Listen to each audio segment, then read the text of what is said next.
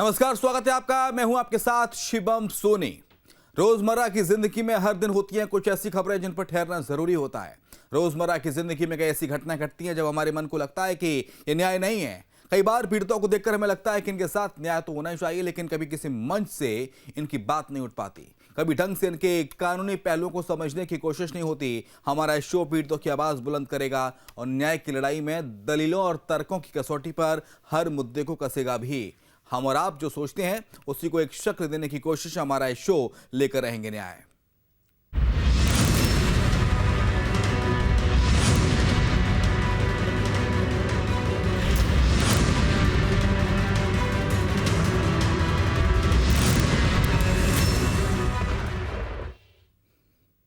नियम कायदों को धता बताकर देश भर में खुले बोरवेल हादसों को दावत दे रहे हैं। उज्जैन के बड़नगर में 2 साल की भागीरथ देवासी की 200 फीट गहरे बोरवेल में फंसने से मौत हो गई। करीब 22 घंटे तक रेस्क्यू चला। ऑपरेशन के बाद एसडीआरएफ एनडीआरएफ की टीम ने लोहे की छड़, रस्सी और बोरवेल की मोटर निकालने वाली मशीन की मदद से बच्चे को बाहर निकाला। अस्पताल ले जाने पर डॉक्टर ने भागीरथ को मृत घोषित कर दिया। ऐसी घटनाओं को लेकर क्या कहता है हमारा कानून? खुले बोरवेल पर नियम और कायदों के बावजूद क्यों नहीं लग रही है रोक? इन मौतों के जिम्मेदारों पर कार्रवाई को लेकर क्या कहता है हमारा कानून? आज इन्हीं सवालों पर करेंगे चर्चा। हमारे साथ खास एक पैनल होगा, लेकिन एक रिपोर्ट आपको दिखाते हैं।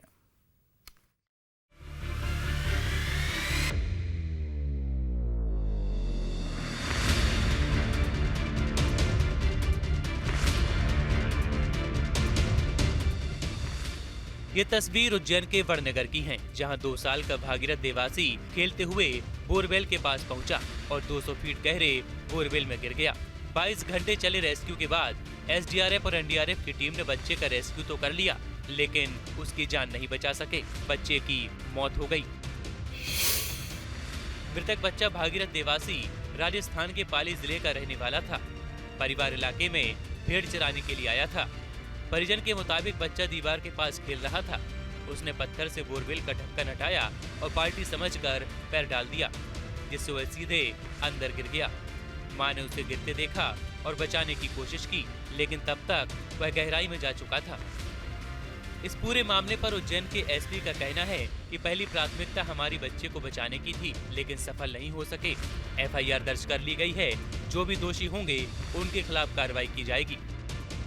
वहाँ बोरिंग के पास में जो ढक्कन लगा हुआ है, कोई भेड़ के पैर से या पत्थर गिर गया तो ऊपर ढक्कन था, फोरा कोई वजन में नहीं था, तो बच्चे ने उठा लिया, तो उसके ऊपर बाल्टी समझ के पैर डाल दिया तो फिसल के अंदर घुस गया। अभी हमने उनके परिजनों के बयान लिए हैं और जिस तरह से बोर यहाँ पर था और हालांकि उसमें ढक्कन था पर उसकी कोई प्रॉपर सीलिंग नहीं की गई थी, तो उन सभी बिंदुओं पर हम विवेचना करेंगे। पहला हमारा मिशन था कि हम बच्चे को पहले रिकवर कर लें और अभी हम सभी बिंदुओं पर अपना विवेचना करेंगे और जिसकी लापरवाही इस संबंध में पाई जाएगी उन सबके विरुद्ध कार्रवाई की जाएगी।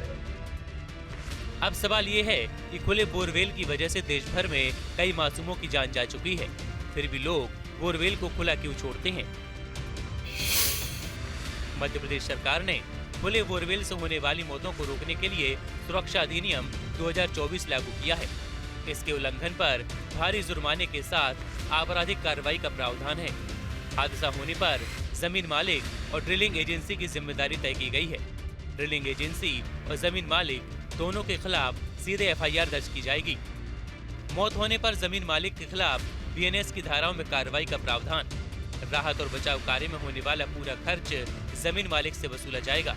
पहली बार की लापरवाही पर 10,000 तक के जुर्माने का प्रावधान है। इसके बाद प्रत्येक बार के अपराध के लिए 25,000 तक का जुर्माना लगाने का प्रावधान। कोई बोरवेल निष्क्रिय है तो उसे 3 महीने के अंदर सुरक्षित रूप से बंद करना अनिवार्य है। खुले बोरवेल को लेकर मध्य प्रदेश ही नहीं, देश में सख्त कानून है, लेकिन लापरवाही की वजह से आए दिन हादसे होते रहते हैं। मध्य प्रदेश में ही खुले बोरवेल को लेकर कई हादसे हो चुके हैं। हर हादसे के बाद प्रशासन की सख्ती दिखती है, फिर प्रशासन मौन पड़ जाता है। सवाल है कि इसके लिए कौन जिम्मेदार है? लेकर रहेंगे न्याय में। आज हम इन्हीं सवालों पर चर्चा करेंगे। Team news state.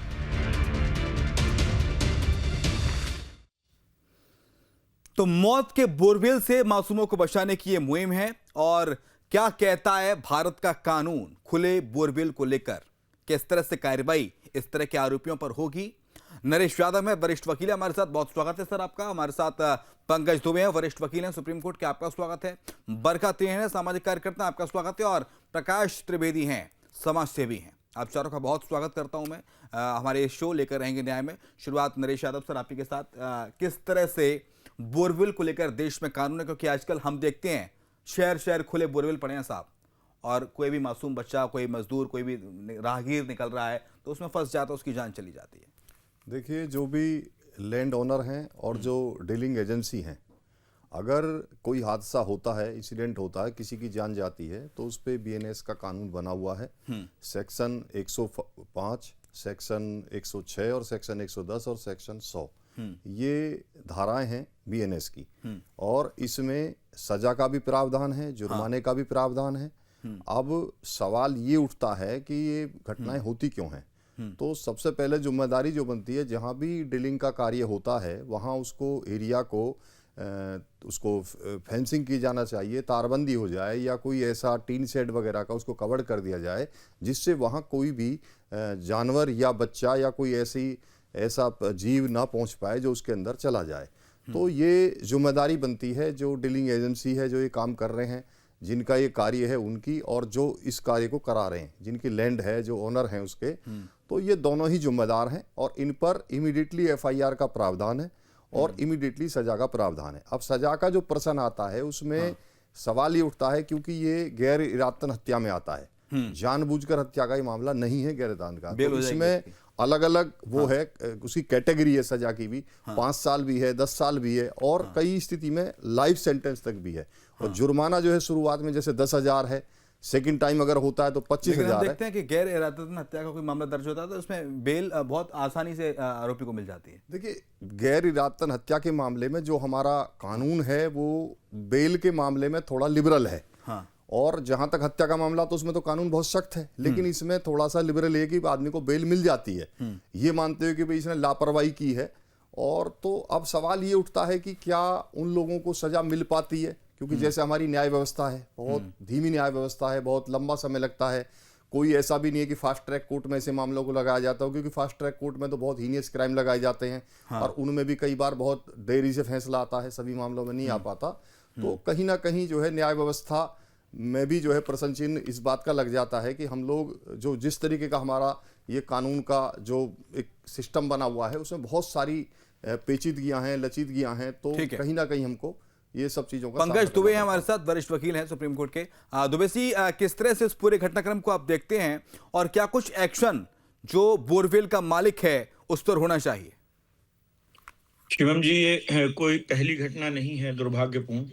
भारत में एक लंबे समय से लगातार आप देखेंगे तो साल में 2 से 3-4 घटनाएं ऐसी हो रही हैं। और इस बात को लेकर के सुप्रीम कोर्ट ने चिंता जाहिर की थी। और आपको ये इस बात पे भी आश्चर्य होना चाहिए हम सब लोगों को कि सुप्रीम कोर्ट को इस मामले में गाइडलाइन बनानी पड़ी। पब्लिक जोखिम से रिलेटेड ये मामला है, आम लोगों से रिलेटेड मामला है। गरीब वर्ग, जो मजदूर वर्ग है, उनके बच्चों के साथ ज्यादातर ये हादसे होते हैं, उनसे जुड़ा हुआ ये मामला है। लेकिन इसमें सरकार के द्वारा कोई गंभीर प्रयास नहीं किए गए, ना कोई पहले ऐसा कानून बनाया गया। जैसा कि अभी साहब ने कहा, जाट यादव जी ने, कि मध्य प्रदेश में भी कानून है ऐसा, और इसमें सारे प्रावधान सेंट्रल लॉ में भी हैं और अभी के भी कानून में हैं। लेकिन इन सब चीजों पर कानून बना देने से तो काम नहीं चलेगा। कानून बनाया है, एक फोरम भी है जहां लोग जा सकते हैं, अपनी बात रख सकते हैं, उनको कॉम्पेंसेशन मिल सकता है। अदरवाइज भी वो सिविल कोर्ट में जाकर के कॉम्पेंसेशन, डैमेजेस की बात कर सकते हैं, नेग्लिजेंस में। वो सारी बातें अपनी जगह हैं, जनता के लिए अवेलेबल हैं। लेकिन कानून बना करके जो सरकार के नुमाइंदे हैं या जो एजेंसीज हैं, इस पर जांच नहीं करती हैं। आप देखिए कि किसी को भी बिल्डिंग की परमिशन मिलती है तो सशर्त मिलती है। शर्त सिर्फ कागज पे रहती है, लेकिन उस शर्त का पालन हुआ कि नहीं हुआ, मौके पे जाकर के इस बात को कोई सुनिश्चित नहीं करता है, कोई इस बात को इंश्योर नहीं करता है कि वहां पर मौके पे क्या हो रहा है। और यदि अधिकारी, कर्मचारी और जो संबंधित निगम, इवन जो म्युनिसिपल कॉर्पोरेशन होते हैं, निगम होते हैं, उनको पहले से जिम्मेदारी दी गई है, कानून बने ना बने, पहले से जिम्मेदारी दी गई कि कोई भी ऐसा कार्य नहीं होना चाहिए क्षेत्र में जिससे पब्लिक इंडेंजर कॉज हो, चाहे वो किसी की नेग्लिजेंस से हो, चाहे वो किसी नेचुरल रीजन से हो। लेकिन इसके लिए सारी एजेंसीज हैं, मगर एजेंसीज इनएक्टिव हैं। इनएक्टिव होने के कारण ये सारी चीजें होती हैं। आप और ये कहना इसके चाह रहे हैं कि जब बोरवेल बनाए जाते हैं तो वो खुले में नहीं बनाने चाहिए, अगर बनाए जा रहे हैं तो सरकार को, प्रशासन को जानकारी उसकी होनी चाहिए। लोग बिना ये प्रशासन कानून को में- जानकारी दिए, बिना लोकल बॉडीज को जानकारी दिए बोरवेल बनवा रहे हैं घरों में, जो कि इलीगल है। ये रूल में है, यही रूल में है। लेकिन हाँ। मेरा कहना है कि यदि किसी ने जानकारी दे दी, 1 मिनट के लिए सुनिएगा, यदि किसी ने जानकारी दी, वो स्पॉट पे, ऑन द स्पॉट वो सारी चीजें हैं कि नहीं है, इसका भी तो इंस्पेक्शन होना चाहिए।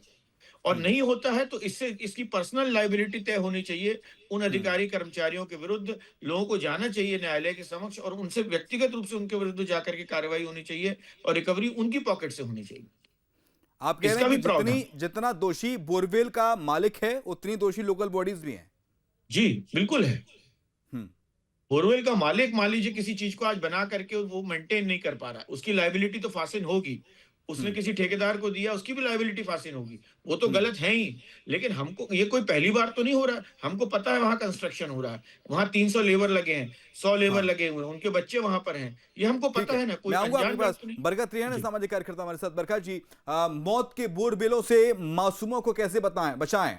कई माओं की कोख सुनी हो चुकी है मैडम, कई घरों के चिराग बुझ चुके हैं, लेकिन मौत के बोरवेल हैं कि मानते ही नहीं। बिल्कुल सही कहा आपने, लेकिन तकनीक जो है चांद पर पहुंच गई, लेकिन हमारा सिस्टम आज भी 200 फुट गहरे खड्डे को मासूमों, ये इसमें जब मासूम गिर जाता है उसे बाहर निकालने में भी नाकाम है। और ये विकास नहीं है, ये विनाश है। जिस माँ की गोद सूनी हो गई, जिसके घर का चिराग मिट गया, आप उसके मन से पूछिए पूरी जिंदगी भी। या आप जो वकील साहब बता रहे थे कि यहाँ पे प्रावधान है, वहां पे प्रावधान है, कानून की लड़ाई में तो तारीख पे तारीख के अलावा कुछ मिलता ही नहीं है। और सबसे बड़ी बात, मुआवजे की बातें कर रहे हो, कौन सा मुआवजा मिलता है? बच्चा लौटा दोगे क्या? मासूम की जिंदगी क्या सिर्फ मुआवजा है? न्याय तब होगा जब दोषियों को कड़ी से कड़ी सजा मिले। इस पे कानून बनना चाहिए, ऐसा कानून की थर-थर कांपे। इतने ज्यादा इनकी पॉकेट से पैसे जाने चाहिए जिसकी गलती है। और जो अधिकारी, जो सरकारी अधिकारी है, उनकी जब तक मंशा नहीं होगी, क्योंकि चेक तो वो नहीं करते ना, कड़े कानून होने चाहिए। आप देख रहे हैं, बार बार आप बता भी रहे हैं, आप लिख भी रहे हैं कि जी खेद व्यक्त कर दिया, दुख बहुत हुआ है। अरे दुख से क्या बच्चा वापस आ जाएगा? इतने इतने केसेस हो चुके हैं, सुप्रीम कोर्ट ने भी कहा, लेकिन अभी तक भी बच्चे मरते ही जा रहे हैं। एक 500 रुपए का लोहे का ढक्कन नहीं लगा सकते ये लोग, लेकिन रेस्क्यू में आप देखिए क्या रेस्क्यू आसान है?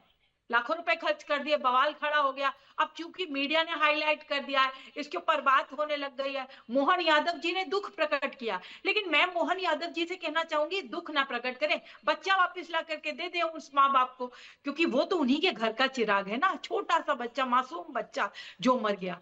क्या हम सब मिल करके भी, जितने लोग हम आज बात कर रहे हैं इसके बारे में भी, या जितने लोग भी इसके जिम्मेवार है उस बच्चे की मौत के, क्या हम उसे वापस ला सकते? नहीं ला सकते ना। तो जवाबदेही का जो स्तर है वो शून्य है, किसी को कोई फर्क नहीं पड़ता। ऐसे कितने केसेस पहले आ चुके हैं और आने वाले टाइम में भी आते रहेंगे। कानून का दुरुपयोग तो हर जगह पे है ही, लेकिन जब तक हम सुनिश्चित नहीं करेंगे कड़ी से कड़ी सजा हो, इन्हें जेल होनी चाहिए, क्योंकि ये वही गैर इरादन हत्या, बिल्कुल हल्की धारा लगेगी, कुछ नहीं होगा। जहां मर्डर करके लोग छूट रहे हैं वहां इन्हें क्या होना है? और कुछ दिन बाद 10-20 आरोपी हजार, बेल पर 25 बाहर भी आ हजार जाएंगे। छूट जाएंगे। हाँ, तो बहुत बड़ा ये जो बोरवेल का माफिया है, ये बहुत बड़ा है। और इसकी जो मॉनिटरिंग का अभाव है, जैसे हमारे मुझसे पहले जो सज्जन बोल रहे थे, उन्होंने भी बोला कि कितनी मॉनिटरिंग होती, कौन जाता है देखने के लिए? कोई जाता ही नहीं। मेरा तो कहना है कि उज्जैन प्रशासन के पास जिले में खुले बोरवेलों का कोई क्या डेटा है? कोई डेटा है? ये कहीं कहीं का भी आप उठा लीजिए, इनके पास कोई डेटा होता है? ये मॉनिटरिंग करते हैं, ये देखते हैं? बिल्कुल तो जिम्मेवारी इन बिल्कुल। सबकी है, अकाउंटेबिलिटी सबकी होनी चाहिए। सिर्फ और सिर्फ हम और आप बात कर लेंगे और बात खत्म, फिर दूसरा बच्चा गिरा होगा। तो 21वीं सदी में, और हम डेवलपिंग कंट्री है, विकसित भारत, न्यू इंडिया, तो फिर विकसित भारत में ऐसे हादसे क्यों हो रहे हैं? ऐसे मासूमों की जान क्यों जा रही है? डेटा क्यों नहीं है? सुरक्षा क्यों नहीं दी जा रही है? बोरवेल खोदने की ठेकेदारों पर कार्रवाई होनी चाहिए। जिसने खोदा उस पे बिल्कुल कार्रवाई होनी चाहिए, कागजी बातें नहीं, ऑन ग्राउंड दिखना चाहिए। अब आप देखिए कि क्या होगा, अंततः कुछ नहीं होगा, कुछ भी नहीं होगा। थोड़े दिन बाद हम फिर से टीवी डिस्कशन में बैठे होंगे कि एक और मासूम मर गया। दुखद है, बहुत ही दुखद घटना है, और इस पे हम जितनी चर्चा करें, लेकिन चर्चा के बाद अकाउंटेबिलिटी सेट होनी चाहिए और गिरफ्तारियां होनी चाहिए, और अच्छा खासा सबकी जो अकाउंटेबिलिटी तय होनी चाहिए। जितने सरकारी अधिकारी हैं सबसे पहले उनके बारे में पूछना चाहिए। पटवारी से लेके पंचायत तक सचिव को भी इसमें पता होता है कि ये खुलेआम ये जितना मौत बता को रही दावत है दी इतना जा तक तो कोई लोग जाते ही नहीं मैम। बहुत से बहुत बोरवेल मालिक तक जाते हैं कि साहब बोरवेल मालिक ये है, इसने बोरवेल खुदवाई थी, इसने गड्ढा नहीं ढका था, और फिर उसके बाद मामला क्लोज हो जाता है 2-4-10 दिन के बाद, और सरकार प्रशासन भी थोड़ी बहुत कार्रवाई कर देता है। हो सकता है जेल हो, जेल के बाद बेल हो जाती है, बेल के बाद सब कुछ भूल जाते हैं। लेकिन प्रकाश त्रिवेदी जी, जिस माँ की कोख सुनी हुई है, जिस घर का चिराग बुझा है, उस राहत राशि से, उस मुआवजा राशि से उसको नहीं लौटाया जा सकता, उसकी कमी पूरी नहीं की जा सकती। ये हुक्मरानों को भी सोचना होगा। देखिए, इसमें बेसिकली चीजें जवाबदारी जो है ग्रामीण क्षेत्र में पीएचई की होती है। पीएचई की अनुमति से ही बोरवेल खोदे जाते हैं, और उसके लिए एक संबंधित अधिकारी होता है। उसको उसके बाद से रिकॉर्ड होना चाहिए कि कितने बोरवेल खोलने की हमने अनुमति दी, कितने बोरवेल सफल हुए हैं, जो असफल हुए हैं उनको ठीक से बंद किया गया या नहीं किया गया है, और उसका कोई निरीक्षण होता नहीं है। इसलिए जो ये कार्रवाई है ये उस अधिकारी के ऊपर भी होना चाहिए जिसकी जिम्मेदारी थी कि वो बोरवेल का निरीक्षण करता कि ये बोरवेल अगर असफल रहा है तो इसको ठीक से बंद क्यों नहीं किया गया, और उसके बंद करने की एक प्रोसीजर है। ऊपर एक जाली लगाई जाती है, उसको ढंग से ऐसा बंद किया जाता है कि उससे नुकसान ना हो। तो उस तरह से कोई बंद करता नहीं है, उसमें उसका कोई निगरानी नहीं है, कोई निगरानी का सिस्टम नहीं है किसी भी तरह का। ये सिस्टम होना चाहिए। और दूसरा भी ये जो प्रकरण हुआ है जिसमें जो तत्परता इसके रेस्क्यू ऑपरेशन में दिखाई है प्रशासन ने, उतनी ही तत्परता से अब इसमें कार्रवाई भी होनी चाहिए। और ये कार्रवाई जैसे गैर इरादतन हत्या का जहाँ तक मामला है, तो उस गैर इरादतन हत्या के भी कानून में जो धाराएं हैं उनमें उन धाराओं का उपयोग किया जाना चाहिए कि उसको सजा मिले। और वो सजा अकेले जो खेत मालिक है जिसके खेत में ये बोरवेल खोदा गया है उसी को अकेला आरोपी नहीं बनाया जाए। इसमें जो पीएचई विभाग है, जो पंचायत विभाग है, जो इसकी परमिशन देता है, उनके अधिकारियों को भी इसमें, अधिकारी कर्मचारियों को और जो जिम्मेदार लोग हैं उनको भी इसमें अपराधी बनाया जाना चाहिए। और एक संदेश मध्य प्रदेश में ये जाना चाहिए कि पहली बार इस तरह की घटना पर इतनी ठोस कार्रवाई हुई है, ताकि आगे से जब कोई भी बोरवेल कराए और अगर वो सफल होता है तो उसका सारा कुछ कार्रवाई हो जाती है, मोटर लग जाती है, वो सुचारू रूप से चालू हो जाता है। लेकिन अगर वो असफल हुआ है तो उसको कैसे बंद किया जाए, इसके लिए भी एक पूरा प्रोसीजर होना चाहिए और उसकी निगरानी होना चाहिए। और ये जब तक नहीं होगी जब तक ये घटनाएं होती ही रहेंगी। आपने बहुत महत्वपूर्ण बात कही सर, लेकिन सवाल तो वही है कि लोकल बॉडीज अगर इतना ध्यान रखती, पीएचई विभाग, म्यूनसिपल कॉर्पोरेशन इतना ध्यान रखता, तो ये हादसे फिर क्यों होते और मासूमों की जान को बचाया जा सकता था और बोरवेल को ढक के रखा जा सकता था। हालांकि बोरवेल ढका हुआ था, ऐसी जानकारी भी सामने आई है। उज्जैन से हमें गोपाल ज्वाइन कर रहे हैं। गोपाल, पूरा मामला है क्या और पूरे मामले को लेकर पीड़ित परिवार का क्या कुछ कहना है? जी बिल्कुल, जिस तरह से उज्जैन जिले की बड़नगर तहसील के गांव झलरिया में जो एक घटना हुई है, उस घटना ने पूरे जिले की जो है सिस्टम को झकझोर करके रख दिया है।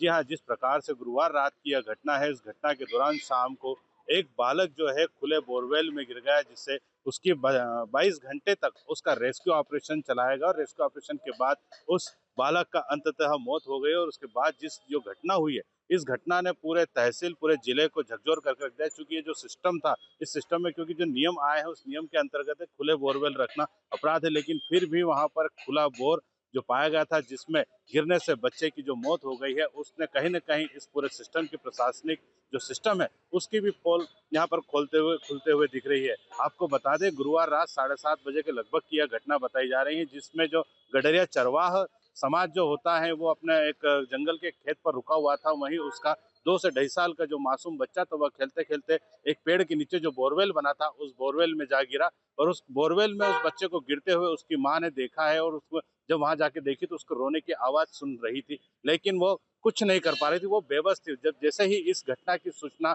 स्थानीय प्रशासन को दी गई, जिला प्रशासन की टीम, एनडीआरएफ, एसडीआरएफ की टीम जो है मौके पर पहुंची और लगातार बच्चे को रेस्क्यू करने के लिए लगभग 22 से 23 घंटे तक का यह ऑपरेशन चलाया गया।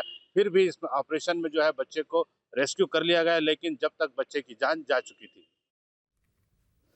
तो बच्चे की जान जा चुकी थी। और अधिकतर नरेश सर हम घटनाओं में देखते हैं कि जब 22-24 घंटा तक कोई 200 फीट गहराई में फंसा है, वो भी एक मासूम बच्चा, इतना बड़ा वो बोरवेल होता है, उसमें कोई कितना सांस ले सकता है, कितने घंटे जिंदा रह सकता है? मुश्किल से 4 घंटे, 5 घंटे, 10 घंटे। लेकिन उसने संघर्ष किया। उसमें बोरवेल में पानी भी भरा होता है और कई जगह मौसम भी सर्दी का है, जो ऋतु है वो बदल रही है। लेकिन नरेश यादव सर, जिस तरह से ये आरोप लग रहे हैं कि जितना दोषी बोरवेल मालिक है उतना ही दोषी प्रशासन भी है, प्रशासन पर भी उतनी कार्रवाई बनती है जितना बोरवेल के मालिक पर कार्रवाई, और क्या कुछ कार्रवाई लोकल बॉडीज पर, म्युनिसिपल कॉर्पोरेशन पर, जो लोकल डिपार्टमेंट्स हैं उन पर होनी चाहिए? देखिए, सबसे पहली बात तो यह है, जो कानून बनाने वाले हैं, जो कानून बनाने वाली बॉडी बैठी हुई है, सबसे पहले वो अपने लोगों का बचाव कर लेती है। उन्होंने कानून तो बनाया, कानून बनाया केवल लैंड ओनर पर और जो डीलिंग एजेंसी है उस पर। उन्होंने अपने अधिकारियों को बचा लिया, उस पर कोई कानून नहीं बनाया। जबकि कानून में उन लोगों को भी शामिल करना चाहिए था, जैसे अभी पूर्व वक्ताओं ने कहा है, हर वक्ता ने यही कहा है कि अगर इसमें जो हमारी एजेंसी है, जो गवर्नमेंट एजेंसी के लोग हैं, उससे जुड़े हुए लोग हैं, या जिनकी जिम्मेदारी बनती है, जो उसके लिए मॉनिटरिंग करना चाहिए, उन लोगों को भी उस एफआईआर में शामिल करना चाहिए। अगर वो लोग उस एफआईआर में शामिल हो जाएं, उनके लिए कानून बन जाए, तो ये घटना आज से ही रुक जाएंगी, बंद हो जाएंगी, कोई घटना ही नहीं होगी। क्योंकि उनको पता है उनका तो कुछ होगा ही नहीं, उन पर तो एफआईआर होगी नहीं। एफआईआर होगी जो जमीन का मालिक है उस पर होगी, या जो डीलिंग एजेंसी उस पर होगी, और उस पर भी जांच होगी, देखा जाएगा तो कराएगा कौन? तो ये वो व्यक्ति कराएगा जिसके साथ घटना घटी है। एफआईआर कराने का राइट तो उसी को है, लेकिन वो एजेंसी के खिलाफ करेंगे केवल, और लैंड ओनर के खिलाफ करेंगे, लेकिन उन लोगों के खिलाफ नहीं करेंगे जो उसके लिए जिम्मेदार हैं, जो प्रशासन के लोग हैं, जो बिल्कुल बिल्कुल। तो उसमें कानून में है ही नहीं प्रोविजन, ये कानून में प्रोविजन ही नहीं। अगर मैं एप्लीकेशन दूंगा अभी कि भाई इन सब के खिलाफ एफआईआर करो, इसके लिए प्रशासन के लोग भी जिम्मेदार हैं उतने ही जितना ये लैंड ओनर जिम्मेदार है, जितना ये डीलिंग, तो वो एफआईआर करेंगे ही नहीं। वो कहेंगे कि साहब कानून में प्रोविजन ही नहीं है, कानून में प्रोविजन सिर्फ ओनर जो जमीन का मालिक है उसके खिलाफ करने का है, और जो यहाँ बोरवेल कर रहा है उसके खिलाफ है। तो वो लोग तो बेफिक्र घूमते रहेंगे, इसलिए ये अपराध होता रहेगा। बहुत होगा, अभी बड़े अधिकारियों से शिकायत भी करेंगे तो सस्पेंशन होगा, उसके अलावा कुछ नहीं होगा, क्योंकि वो तो कानून में ही नहीं है। क्योंकि जो कानून बनाने वाले लोग हैं, सबसे पहले तो वो अपने लोगों को ही बचा लेते हैं।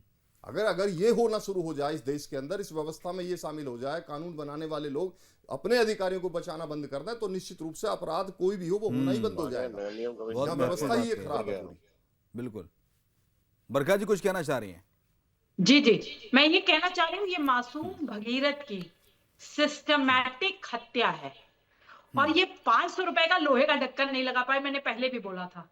लेकिन इतनी पूरी जनता परेशान हो गई, सब परेशान हो गए, रेस्क्यू में इतने लाखों रुपए इन्होंने लगा दिए, इतने घंटे लगा दिए, बच्चा फिर भी मर गया। ये उसके ऊपर, क्योंकि गड्ढे इनको बाद में दिखते हैं, पहले नहीं कोई गड्ढा दिखता, पहले कुछ नहीं होता। ये अंधा प्रशासन है। जब बोरवेल खोदा जाता है तब पटवारी कहाँ होता, मैंने पहले भी इस बात का जिक्र किया था। तो प्रशासन को क्या सिर्फ मौत के बाद ही जागना होता है, या मीडिया जब इस चीज को हाईलाइट करे तभी ये जागते हैं क्या? पहले नहीं जाग सकते क्या? वेट करते हैं क्या कि मर जाएं, मतलब हत्या करवाएं पहले? तो मैं तो ये चाहती हूँ एफआईआर का भी ड्रामा ना करो, एफआईआर का ड्रामा बंद करो, और इनके खिलाफ कड़ी से कड़ी सजा सुनिश्चित करनी चाहिए। तुरंत इन सबको जेल, सरकारी जो कर्मचारी हैं, जो जिनकी लापरवाही हुई है, उनको भी जेल भेजो, तब जाकर के चीजें सुधरेंगी। और सुधारनी चाहते हो, मंशा होनी चाहिए। वकील साहब कह रहे हैं, नरेश जी कह रहे हैं कि ऐसा कोई प्रोविजन ही नहीं है कि इनके ऊपर प्रशासन के ऊपर एफआईआर बनाना पड़ेगा ना, कानून को कानून लाने पड़ेंगे, या तो नहीं शिवम जी, तरीके हैं उसके तरीके हैं। कैसे सर? जी क्या है शिवम जी, देखिए जैसा कि मैडम ने अभी कहा, मैडम अभी बात जो कह रही है वो ठीक है, कुछ हद तक ठीक है कि उनको जेल होनी चाहिए, लेकिन प्रक्रिया आखिर एफआईआर से ही है, जैसे भी होगा। लेकिन जब बात आती है किसी की जिम्मेदारी तय करने की, जैसा मैडम ने कहा अभी कि 20 लाख रुपए, 5 लाख रुपए, 2 लाख रुपए जो भी खर्च हुआ इस पूरे प्रोसीजर में, इस पूरे बात की, बच्चे की रिकवरी कैसे करनी है, इस ऑपरेशन में जितना भी पैसा लगा, इसकी भी पूरी रिकवरी उन्हीं के पॉकेट से होनी चाहिए, जो व्यक्ति जो जिम्मेदार हैं, जो अधिकारी जिम्मेदार हैं। और मैं आपको बताऊं कि यदि एक हम लोग आज हम क्या बात कर रहे हैं, हम लेकर रहेंगे न्याय।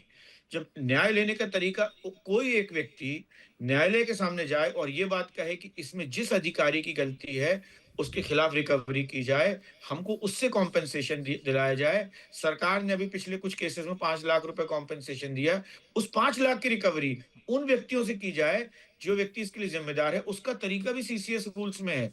जो सरकारी कर्मचारी है वो अपने सर्विस लॉस से बंधा हुआ है, और यदि वहां वो नेग्लिजेंट करता है तो सरकार रिकवरी करेगी उसकी तनख्वाह से, कि आज सरकार को ये पब्लिक एक्सचेकर है, ये आपके टैक्स का पैसा है, मेरे टैक्स का पैसा है जो खर्च हो रहा है। और जो कॉम्पेंसेशन दिया जाएगा सरकार के द्वारा 5 लाख 7 लाख जो भी, वो सब पब्लिक एक्सचेकर से दिया जा रहा है। इसकी रिकवरी उसी व्यक्ति से, उसी अधिकारी से हो सकती है जो इसका जिम्मेदार है। ये बात तभी आएगी जब कोई न्यायालय में इस बात को लेकर के जाएगा कि अमुक अमुक अधिकारी, ये सूची है साहब, ये वहां के जिम्मेदार अधिकारी हैं, कृपया इस बात का भी परीक्षण किया जाए कि इसमें किसने अपनी जिम्मेदारी पूरी नहीं की है। तो मकान मालिक, जो ठेकेदार है, और साथ में संबंधित जितने अधिकारी कर्मचारी गण हैं, उन सब के खिलाफ मुकदमा होना चाहिए। एक बार यदि कोई तय कर लेता है और कोर्ट में जाता है, एक बार जिम्मेदारी तय हो जाती है, एक बार अच्छे से रिकवरी हो जाती है, तो मेरा ये भरोसा है कि आगे चल के ये सारी चीजें नियंत्रित होंगी। ठीक है, बरकत रेहान जल्दी से। जी, या जितना भी आप बातें कर लीजिए, मुझे बताइए कि मैं एक माँ हूँ, मैं उस माँ की स्थिति समझ सकती हूँ। क्या वो बच्चा वापस आ सकता है आप, या अन्य बच्चे जो मर गए वो वापस आ सकते हैं? तो कानून की जो बातें कर रहे हैं, कानून का खौफ अगर होता, अगर 1% भी होता, तो बोरवेल ढका होता, खुला ना होता। ये सीधी बात है। बच्चा वापस करके दीजिए।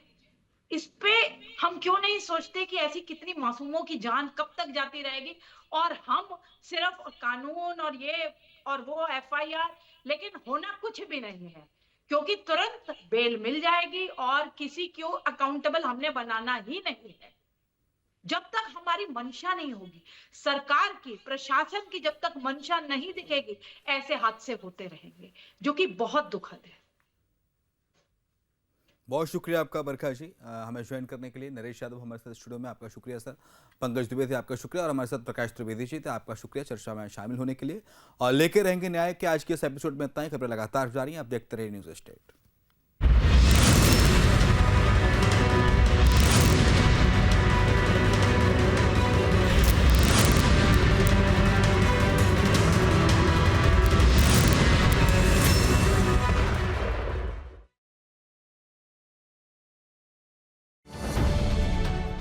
अब से DD फ्री डिश की चैनल नंबर 57 पर देखिए न्यूज़ नेशन।